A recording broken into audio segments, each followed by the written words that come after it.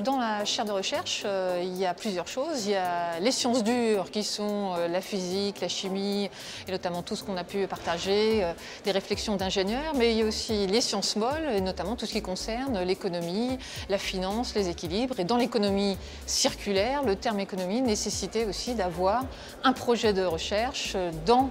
ce secteur, avec notamment le changement de paradigme, c'est-à-dire de passer d'une économie linéaire à une économie circulaire et d'avoir, au travers de ce changement, des réflexions sur comment se comportent les acteurs, comment ils évoluent et comment ils vont s'adapter à ce nouveau paradigme. Aujourd'hui, l'enjeu, c'est d'expérimenter un certain nombre de transformations. Alors, il y a beaucoup de choses qui sont aujourd'hui mise à l'agenda, testée, puisqu'il y a eu la feuille de route sur l'économie circulaire, donc il y a beaucoup d'idées. Mais vous avez noté que les acteurs eux-mêmes ont envie d'expérimenter, et en particulier donc ESR souhaite tester un statut d'entreprise à mission en prenant des engagements vis-à-vis de parties prenantes, c'est-à-dire de rendre visibles des pratiques, mais aussi des engagements vis-à-vis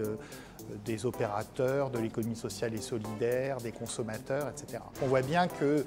les filières, ce n'est pas simplement appliquer un cadre préétabli, mais c'est inventer des solutions, c'est innover. La responsabilité collective en France, en fait, elle est centralisée autour des éco-organismes qui ont pour mission d'accompagner les producteurs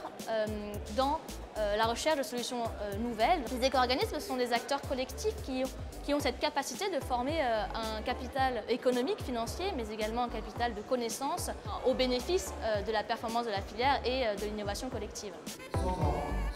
Alors, les entreprises à mission sont des entreprises qui, comme toutes les autres entreprises, ont des objectifs lucratifs, mais qui, en plus, vont intégrer, dès les statuts même de la société, des missions soit d'ordre scientifique, social, environnemental, territorial.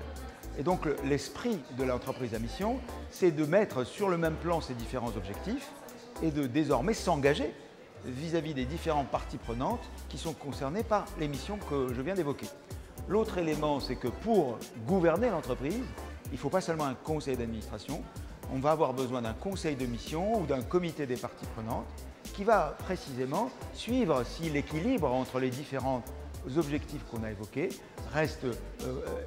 robuste. Cette évaluation, à la fois par la mission et par le but lucratif, permet de donner à l'entreprise maintenant une vision beaucoup plus large de son activité.